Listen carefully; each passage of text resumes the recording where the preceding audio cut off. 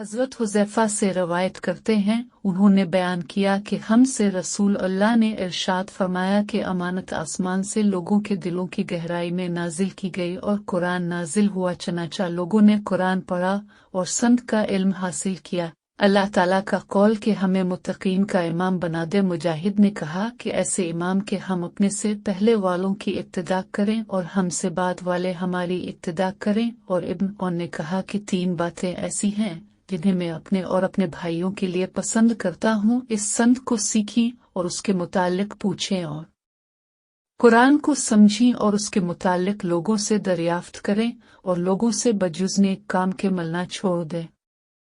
हज़रत अब्दुल्ला से रवायत करते हैं, उन्होंने बयान किया कि सबसे अच्छी बात अल्लाह ताला की किताब है और सबसे बेहतर तरीका हज़रत मोहम्मद का तरीका है और सबसे बुरे काम बिदअत के काम हैं। और जिस चीज़ का तुमसे वदा किया गया है वो होकर रहेगा और तुम अल्लाह ताला को आजिज़ करने वाले नहीं हो। अबू हुरैरा से रवायत करते हैं कि रसूल अल्लाह ने फरमाया कि मेरी तमाम उम्मत जन्नत में दाखिल होगी सवा इसके जो इनकार करे। लोगों ने अर्ज़ किया, रसूल अल्लाह, और कौन इनकार करेगा? अपने फरमाया कि जिसने मेरी नाफरमानी की तो इसने इनकार किया। जाबिर बिन अब्दुल्ला से रवायत करते हैं, वो बयान करते थे, फरिश्ते नबी के पास आए, इस वक्त अब सोए हुए थे। बाज ने कहा वो सोए हुए हैं और बाज ने कहा कि आँख सोती है और कल्ब बेदार है। उन्होंने एक दूसरे से कहा, उनकी एक मिसाल है, वो मिसाल तो बयान करो। बाज ने कहा वो सोए हुए हैं, बाज ने कहा कि आँख सोती है और दिल बेदार है।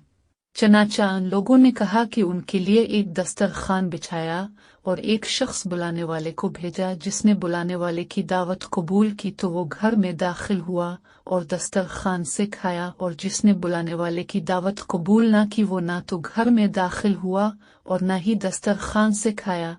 इन लोगों ने कहा कि वो तो सोए हुए हैं, और बाज ने कहा कि आँख सोती है और कल्ब बेदार होता है। फिर फरमाया कि घर तो जन्नत है और बुलाने वाले हज़रत मोहम्मद हैं। चनाचा जिसने हज़रत मोहम्मद की इताअत की उसने अल्लाह की इताअत की, जिसने हज़रत मोहम्मद की नाफरमानी की और उसने अल्लाह की नाफरमानी की, और हज़रत मोहम्मद लोगों के दरमियान जुदा करने वाले हैं। कतबा ने लैस बवासिता खालिद सईद बिन इब्बी हिलाल जाबिर उसकी मताबत में रवायत करते हैं कि हमारे पास नबी तशरीफ लाए। हज़रत हुज़ैफ़ा से रवायत करते हैं, उन्होंने कहा कि ए कुरा की जमात, तुम सीधी राह इख्तियार करो, इसलिए कि तुम बहुत पीछे रह गए हो। अगर तुम दाएं बाएं हट गए तो तुम इस वक्त बहुत ही दौर की गुमराही में जा पड़ोगे।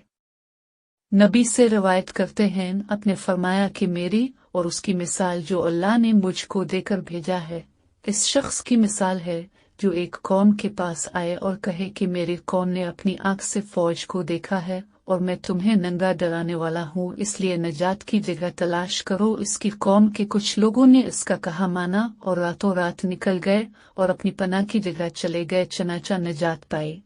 एक गिरोह ने इसे झूठ समझा और अपनी जगह पर ही रहे।